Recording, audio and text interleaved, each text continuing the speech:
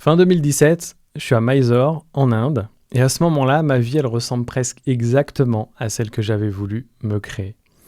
Bienvenue dans cette vidéo un peu particulière. Aujourd'hui, vidéo sans plan, sans structure. Je vais même pas échauffer ma voix, mais bon. Mais je me suis dit que ça pourrait être sympa quand même de faire une vidéo où je m'ouvre un peu plus, parce que déjà, c'est l'été. Il y a moins de gens qui regardent, donc c'est le moment de tester des trucs, et donc c'est plus confortable. Et puis c'est un exercice qui ne m'est pas familier, donc je me challenge aussi. Et comment faire une vidéo sans structure et laisser le libre cours à mon TDAH, bref, ça va être rigolo. Donc je vais vous partager des trucs un peu plus perso, et je vais aussi vous partager ma façon de voir les choses. Je ne vais pas l'appeler ma philosophie, mais si, je pourrais l'appeler ma philosophie. Donc il n'y aura pas de structure, mais je pense que c'est important aussi pour vous de voir les valeurs qui vibrent derrière la personne dont vous suivez les contenus, les méditations, etc.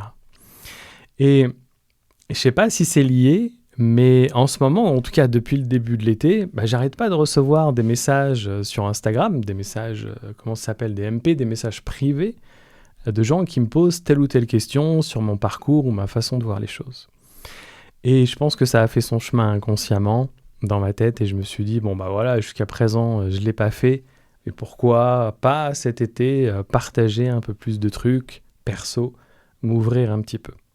En tout cas, dans ce qui est confortable quand même pour moi. Et donc, ça va commencer par une histoire, ou plutôt une anecdote. Puis d'ailleurs, j'en ai plein d'autres comme ça. Et si ça vous plaît ce genre de vidéo faite à l'arrache, vous me le direz dans les commentaires, puis j'ai d'autres histoires à vous raconter si jamais ça vous plaît. Et puis je vais aussi, en tout cas c'est l'intention que j'ai prise avant de commencer cette vidéo, je vais aussi essayer de parler plus vite, non pas que parler lentement c'est pas bien, mais parler lentement ou en tout cas avec une certaine intention dans chaque mot, ça demande plus d'énergie et peut-être moins de spontanéité, en tout cas ça permet moins de spontanéité. Donc voilà, je vais essayer de parler plus vite, puis on va voir ce qui va sortir. Bref, fin 2017, je suis à Mysore, en Inde, avec une amie. Et comme je vous le disais, à ce moment-là, ma vie, elle ressemble presque exactement à celle que j'avais voulu me créer. 3 ans plus tôt, j'avais décidé de complètement changer de vie et de me réorienter professionnellement. En gros, j'avais tout abandonné pour partir me former en Inde dans le but de devenir prof de yoga à Paris. Et au début, ça s'est pas du tout passé comme je l'avais imaginé. Et financièrement, franchement, j'étais fauché comme les blés. Mais étrangement, je le vivais pas aussi douloureux que j'aurais pu le penser. Parce que déjà, j'avais choisi cette vie-là. Et puis, elle avait du sens pour moi. Mais bon, au bout de 2 ans de vache maigre, il fallait quand même que je change les choses. Ça pouvait plus durer. Et c'est là, par un concours de circonstances intéressant aussi, où j'ai commencé à créer des vidéos sur YouTube, des vidéos de manifestation, puis pour ceux qui me suivent depuis la première heure, des vidéos de Yoga Nidra. Et tout de suite, ça a bien fonctionné. Et donc, 1 an plus tard, je commençais enfin à bien gagner ma vie et en faisant quelque chose qui correspondait profondément à mes valeurs. Et donc, on est là, fin 2017, en Inde, je suis à Mysore. Mysore, c'est la ville où tous les pratiquants d'Ashtanga Yoga vont. C'est la Mecque de l'Ashtanga Yoga. Bref, je suis à Mysore, je suis au Chakra House Café et je suis en train de discuter avec une amie.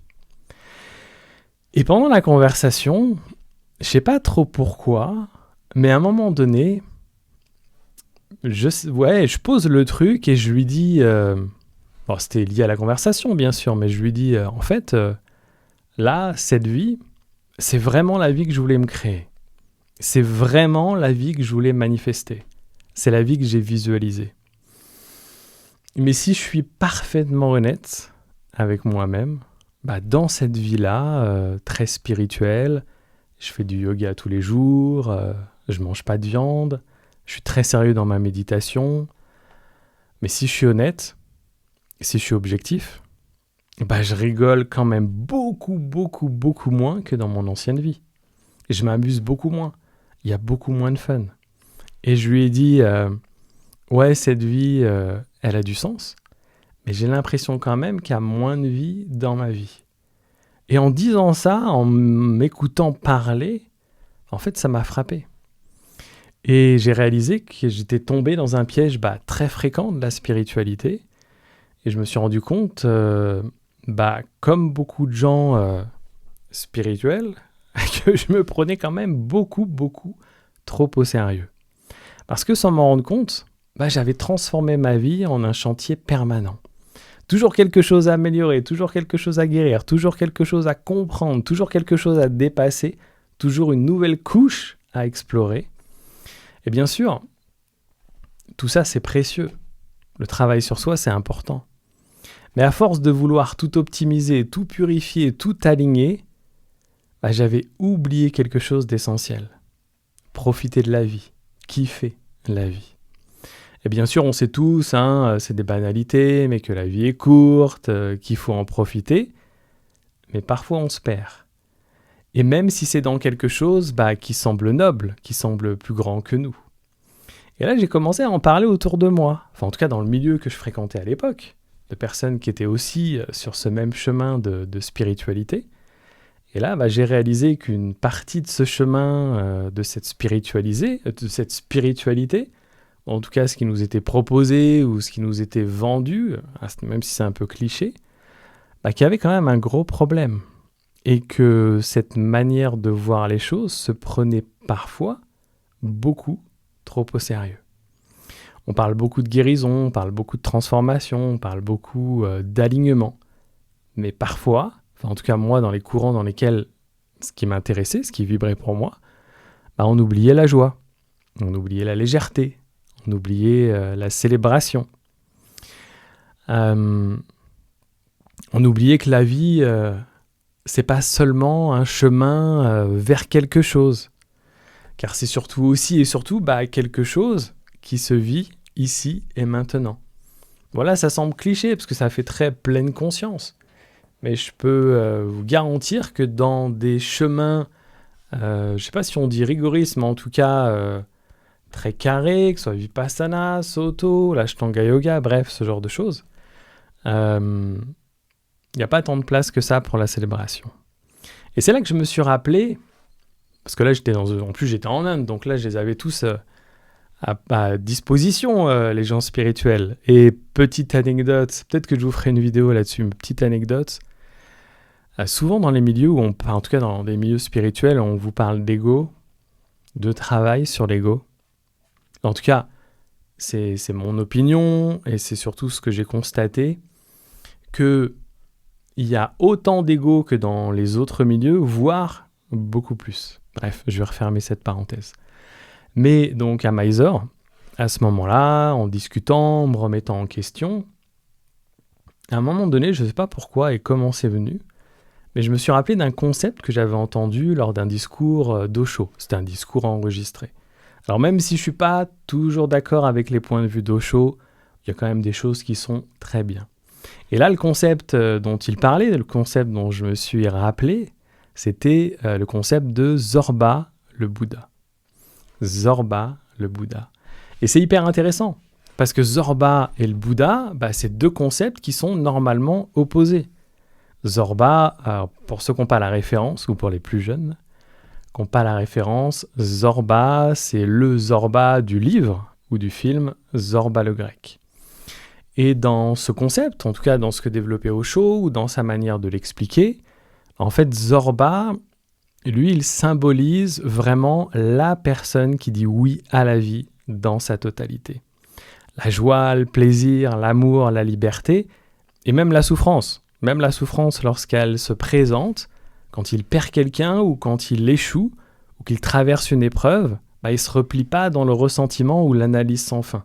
Il vit pleinement l'émotion. Puis il continue à vivre, souvent en dansant. Le Bouddha, lui, symbolise l'éveil de la conscience, la capacité à trouver une paix profonde en se libérant de l'attachement, en se libérant de l'illusion, en se libérant de la souffrance.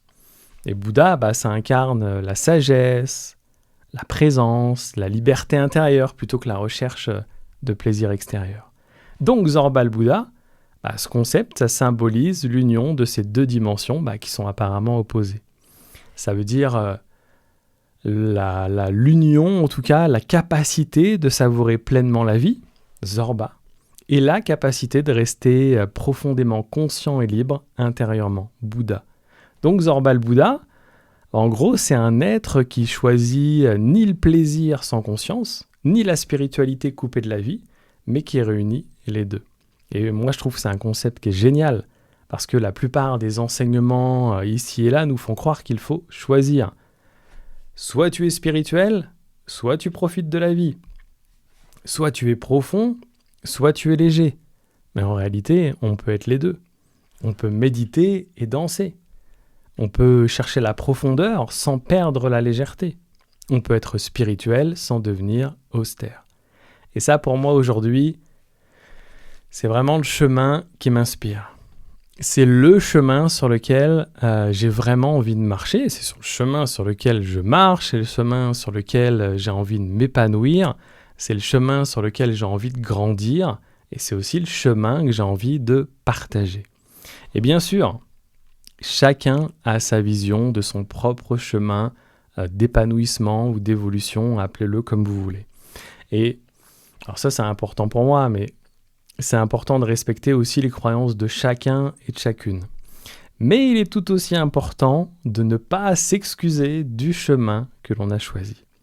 Donc aujourd'hui, je me sens inspiré, en tout cas là je sens que ça vient, je me sens inspiré de partager avec vous ma vision de ce chemin. Mais attention, ça aussi c'est important, c'est un chemin qui se construit, en tout cas pour moi, pour que ça se fasse de manière sécuritaire, safe. C'est un chemin qui se construit sur des fondations solides. Parce que oui, il y a des choses à transformer. Et dans la plupart des cas, vous connaissez mon travail, ça commence par transformer le stress. Car quand on est constamment stressé, on fonctionne en mode survie. On prend des décisions basées sur la peur, la colère, la tristesse ou le sentiment d'être dépassé. Et on voit le monde à travers un filtre déformé. Donc, apprendre à apaiser son système nerveux et à retrouver de la sérénité, c'est la base, c'est essentiel. Mais c'est pas tout pour construire les fondations. La deuxième étape, en tout cas selon moi, selon ce que j'enseigne, c'est la confiance. Et la première confiance à développer, c'est d'abord la confiance en soi. La confiance en ses capacités, la confiance dans le fait qu'on peut créer autre chose. Et sans cette confiance, on reste souvent bloqué dans des schémas qui sont limitants et qui nous empêchent d'espérer plus.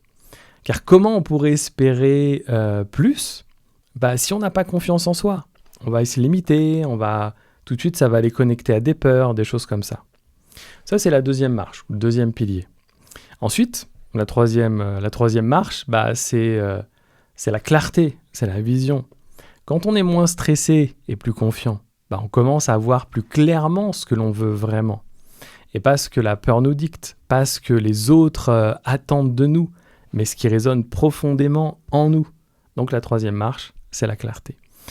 Et pour moi, c'est seulement à partir de là, de cet endroit-là, de cette base solide, saine, quand on a créé cette base solide de fondation solide, c'est uniquement à ce moment-là qu'on peut utiliser les outils de la manifestation de manière safe pour vraiment faire passer sa vie à un niveau supérieur. Et pour ça, on va utiliser les lois invisibles de l'univers.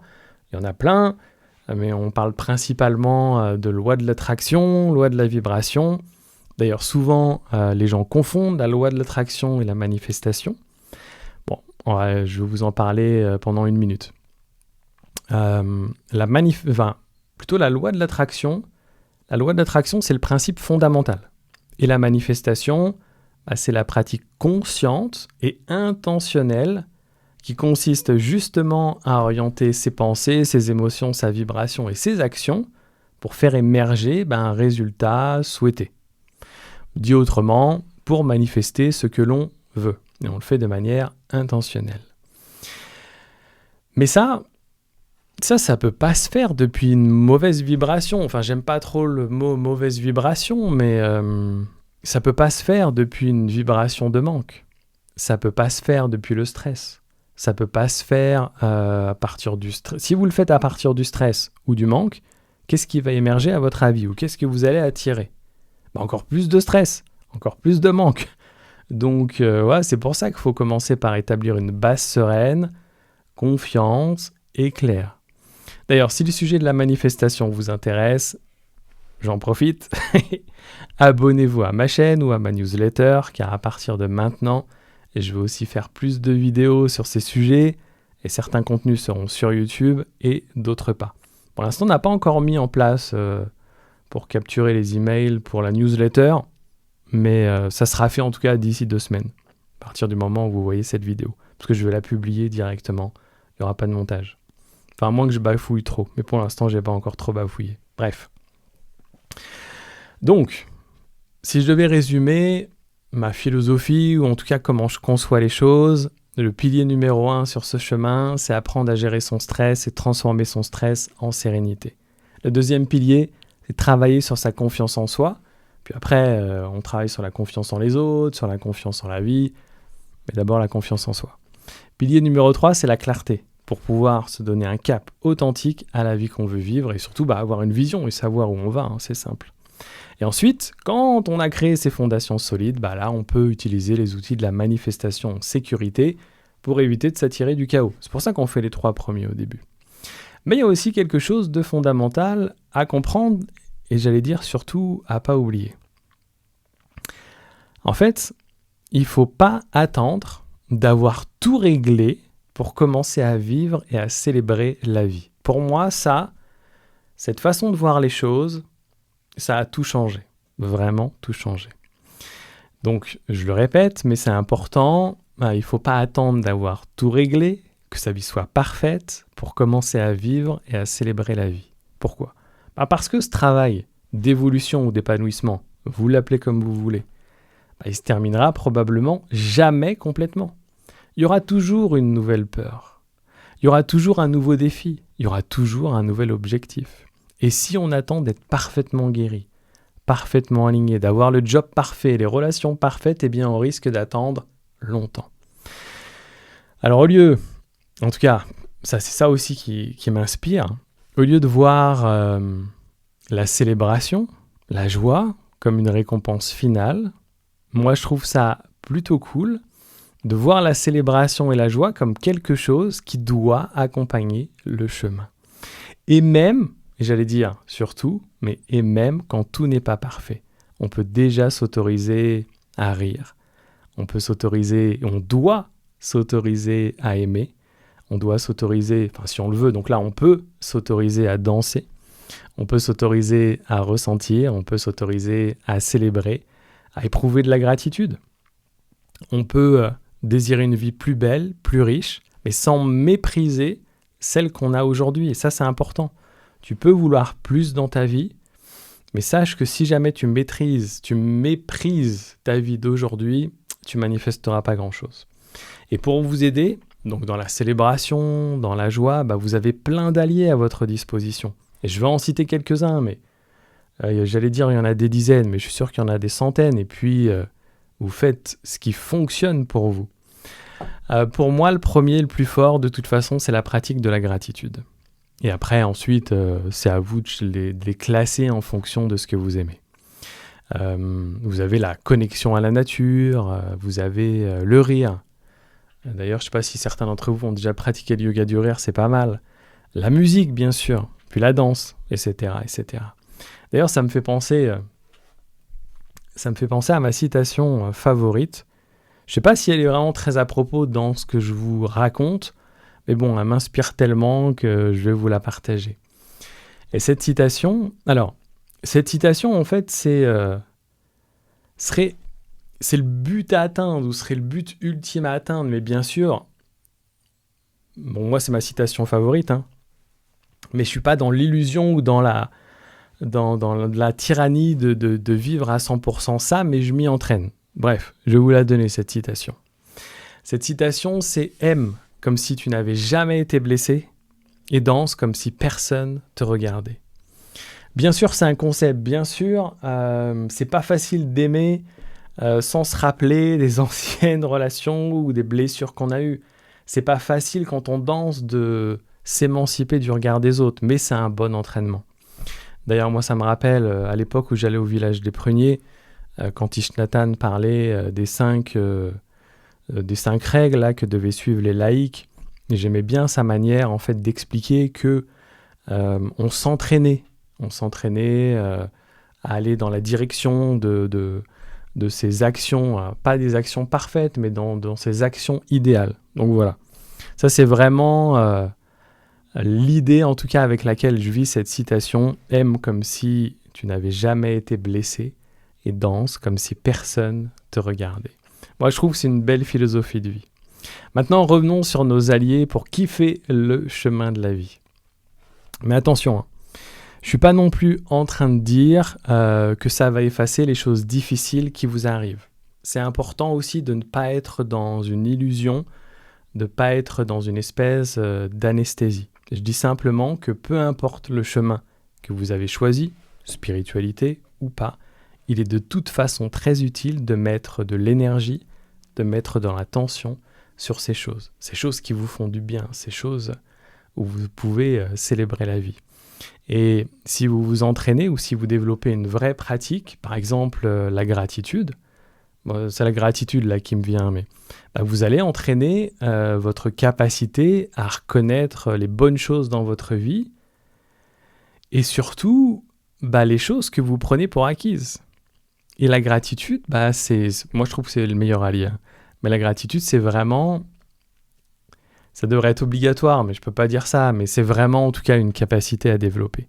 D'ailleurs, dans mon programme Manifester l'abondance, avec la famille Abondance, on passe du temps à développer cette capacité pour qu'elle fasse vraiment partie de nous comme d'une seconde nature.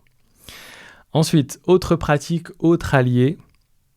Un autre allié pour kiffer le chemin de la vie, en tout cas qui, moi, m'apporte beaucoup de joie, beaucoup de plaisir, c'est danser, célébrer, faire la fête. Mais attention, hein, pas faire la fête en boîte de nuit, dans un nuage de fumée de cigarettes, entouré de gens bourrés, même si ça peut être sympa, hein, à petite dose, de temps en temps. Mais aujourd'hui, heureusement, il y a beaucoup d'alternatives, beaucoup plus saines pour danser, pour célébrer, pour faire la fête. D'ailleurs, elles deviennent de plus en plus populaires et je pense que vous en avez déjà entendu parler. Mais même si vous n'en avez pas encore entendu parler, ou en tout cas, là, je pense que je vais vous en citer 2. Je suis prêt à vous parier que dans les 3 prochaines années, ça va vraiment être mainstream. Enfin, mainstream dans un meilleur français, que ça va être vraiment populaire. Populaire. Alors, ces pratiques, la première, celle dont j'ai envie de vous parler, c'est les sober rave. Souvent, morning sober rave, donc les rave parties, où les gens font la fête, mais de manière sobre. Donc, c'est souvent, comme son nom l'indique, des fêtes matinales où en fait on va retrouver une énergie, une joie, la joie d'une rêve, mais sans les drogues, sans l'alcool, et en laissant justement la musique et l'énergie du groupe créer naturellement cet état un petit peu différent, mais on n'a pas besoin de substances pour les créer. D'ailleurs aux États-Unis, dans la Silicon Valley, il y a régulièrement des événements qui sont organisés comme ça, de 6h à 8h. Comme ça, les gens vont faire la fête avant d'aller travailler. Je crois que la première boîte qui a fait ça, alors, je ne suis pas sûr que ce soit, non. Celle-là, je pense qu'elle n'est pas dans la Silicon Valley. Elle est plutôt, moi j'en sais rien, mais en tout cas, c'est à Los Angeles, ça s'appelle Daybreaker. Vous pouvez regarder leur site ou peut-être qu'ils ont une chaîne YouTube ou ce genre bref, Instagram, YouTube et ce genre de choses. Donc Daybreaker, je crois que c'est les premiers qui ont commencé à faire ça, à organiser des événements de 6h à 8h pour que les gens aillent danser avant d'aller au travail. Souvent, il y a des gens qui viennent déguisés. Après, Los Angeles, le climat le permet, mais en tout cas, c'est un truc sympa. En plus, leur business model, il est plutôt bien réfléchi parce que, comme ils vendent pas d'alcool, comment faire pour que ce soit rentable ? En fait, ils font sponsoriser l'événement. Sponsoriser l'événement par des marques de kombucha ou des barres protéinées ou des thés un peu bobos ou ce genre de trucs. Comme ça, les gens ils peuvent tester des trucs gratuits, ça fait de la visibilité pour ces marques, puis tout le monde s'y retrouve. En général, avec Daybreaker, alors je sais qu'il y en a d'autres qui le font aussi, mais avec Daybreaker, ça commence souvent par une petite séance de yoga, et puis après, les gens dansent, font la fête sur de la happy house, Et c'est quand même une bonne vibe pour célébrer en dansant. Donc voilà, ça c'est la première, Morning Sober Raves. Vous avez aussi, alors je sais pas s'il y en a en France. Vous allez me le dire dans les commentaires. Je pense pas que c'est trop développé en France. Bref. Ça, un truc qu'il doit y avoir en France, moi je l'ai jamais fait en France, c'est les ecstatic dance. Des espaces de danse libre. Donc l'ecstatic dance, pour ceux qui connaissent pas encore, c'est des cérémonies ou des pratiques qui durent environ 2 heures. Et là, ce qui est bien, c'est que le principe, c'est pas de jugement. Tu vas, tu danses pieds nus, il n'y a pas de chorégraphie, il n'y a pas de performance, il n'y a pas de jugement. Les gens dansent librement, donc encore une fois, sans alcool, sans drogue, sans parler, donc ça c'est bien. Tout simplement pour laisser le corps s'exprimer, retrouver ses sensations, puis tu peux avoir ton espace, créer pour justement accueillir tes émotions. Mais comme il n'y a pas de jugement, les gens ils font ce qu'ils veulent. Moi personnellement, mon truc c'est plutôt de danser dans ma bulle ou avec mon premier cercle. Mais il y a des gens en fait qui vont joyeusement sauter dans tous les sens, aller connecter avec les autres. Il y a beaucoup de gens qui font de la contact dance. Bref, regardez sur internet. Bon, la contact dance c'est pas trop mon truc, mais là-bas ce qui est bien c'est que il y a respect et non-jugement. Donc c'est le principe de base, donc ça c'est pas mal. Ça permet de vraiment de trouver, en tout cas tu y vas, tu fais ce que tu veux et tu redécouvres une forme naturelle de joie. Puis tu sens vraiment l'énergie monter. C'est un endroit où tu danses pas pour être vu. Enfin, après il y en a qui le font quand même, mais le principe de base c'est pas de jugement, pas de performance. Il y en aura toujours qui vont être en besoin d'attention, mais c'est pas l'idée. Mais en tout cas, toi tu fais ce que tu veux, et puis si les autres te jugent, c'est leur problème. Mais toi, le principe de base, c'est que tu fais vraiment ce que tu veux, et puis tu veux te lâcher. Et ça, franchement, ça fait du bien. C'est aussi une autre manière de se rencontrer soi-même. Après, au niveau de la musique, c'est différent des sober rave. La musique, donc les sober rave, c'est souvent de la house, afro house, des choses assez joyeuses, mais à peu près sur le même rythme. En ecstatic dance. Alors moi, je l'ai jamais fait en France. Je l'ai fait donc à l'étranger. Mais de toute façon, c'est la même chose. Là, la musique, en fait, elle suit une vague qui s'appelle la wave.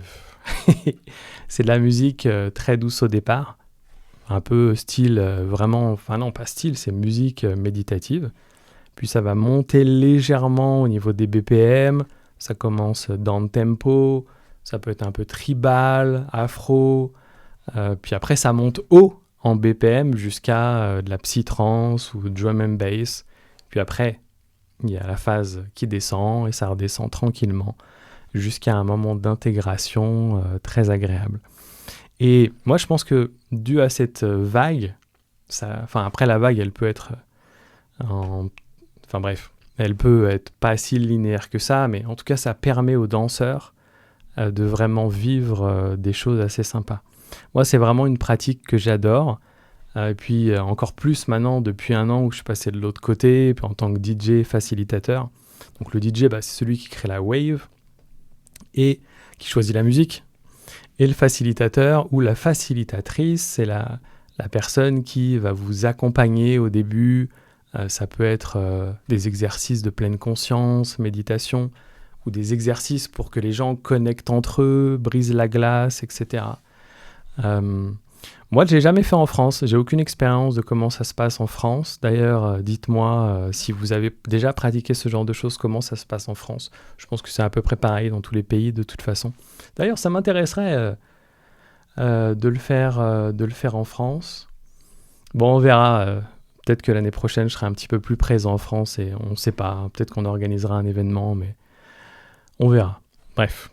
Alors, revenons, Cédric, recentre-toi. Donc, si ça vous intéresse, justement, si l'ecstatic dance, ça vous intéresse vraiment, parce que je sais que c'est un sujet qui matche bien avec ce que je propose sur cette chaîne, méditation et ce genre de choses. Donc, si jamais vous voulez en savoir plus, je vous ferai des vidéos un peu plus détaillées pour vous expliquer, même si là, je vous en ai déjà dit pas mal. Mais en tout cas, dites-moi dans les commentaires si jamais vous voulez une vidéo sur la pratique d'ecstatic dance ou danse extatique. Bon, on va essayer de parler un petit peu mieux français. Moi, je trouve que ces pratiques, elles sont quand même super inspirantes. Déjà très agréables à faire parce qu'on s'autorise à lâcher prise, On s'autorise à célébrer, on s'autorise dans l'ecstatic dance et les morning rêves à être réellement qui on veut et on s'affranchit des jugements. Donc moi je trouve que c'est une bonne alternative, en tout cas beaucoup plus saine de faire la fête. Encore une fois, je respecte toutes les formes de fête, ça peut être bien. Enfin, toutes les formes de fête, ça peut être bien. Moi, je ne peux pas me refuser de boire un verre de champagne de temps en temps, mais à petite dose. Mais même ceux qui... Enfin bref, je respecte. Mais dans l'ecstatic dance et dans les morning rêves, ou dans les sober rave, donc les rêves sobres, il n'y a pas de limite. Donc, si tu as la chance d'être présent dans un endroit, par exemple à Bali, peut-être que tu peux danser 2-3 fois par semaine, ou pourquoi pas tous les jours, mais en tout cas, il n'y a pas d'effet secondaire. Si, il y a un effet secondaire, tu vas voir que en dehors de ces événements, ton sourire va être beaucoup plus large. Et ça montre qu'on peut célébrer et faire la fête autrement. On peut danser, on peut célébrer, on peut se connecter sans forcément s'anesthésier, sans forcément s'intoxiquer, sans forcément se détruire. Et on peut pleinement connecter au présent, respecter son corps et en même temps vivre quelque chose d'hyper intense. D'ailleurs, si vous faites ce genre d'événement ou si vous allez découvrir des événements comme ça, vous allez voir, les gens se lâchent, vivent des trucs assez magiques. Bien sûr, chacun fait son choix. J'ai vraiment pas envie de rentrer dans le jugement, mais personnellement, j'aime bien cette idée qu'on puisse célébrer la vie sans avoir besoin de s'abîmer pour le faire. Au fond, le but, c'est pas de devenir la version parfaite de soi. Le but, c'est de mettre plus de vie dans sa vie. En tout cas, moi, c'est ce qui m'inspire et c'est ce que j'essaye de faire, de mettre plus de vie dans ma vie, plus de joie, plus de rire, plus de danse, plus d'amour, mais en même temps, plus de présence, plus de clarté par rapport à ce qui compte pour moi. Et bien évidemment, je vais aussi dans la direction de ce que je veux manifester. Mais j'attends pas que tout soit parfait pour célébrer. J'attends pas que tout soit réglé pour prendre du plaisir sur le chemin. Et ça revient un peu à une philosophie tantrique. Beaucoup, alors sans rentrer, je vais essayer de ne pas faire une digression trop lente, mais dans beaucoup de philosophies de yoga ou hindouistes, le corps est vu comme un obstacle à la spiritualité, à l'évolution, etc. Donc il y a beaucoup de pratiques qui sont faites, qui ne sont pas très respectueuses du corps et ce genre de choses. Mais dans le tantra, justement, une des valeurs qui, moi, m'a parlé tout de suite, c'est que on fait avec les cartes que l'on a. On vit une expérience humaine, donc vivons-la à fond. Et voilà. Donc, créer consciemment, en tout cas faire du mieux que l'on peut avec ces cartes-là. Ou alors, faire, ou avec les cartes que l'on a en main, essayer de se créer ou manifester la plus belle vie possible. Donc voilà. Ceci conclut cette vidéo. Ça va, j'ai pas trop bafouillé, il n'y aura pas de montage. Si vous voulez que je vous fasse d'autres vidéos comme ça, plus spontanées, où je vous raconte des histoires, ou si vous voulez une vidéo dédiée sur l'ecstatic dance, dites-le moi dans les commentaires. Et je vous dis à bientôt.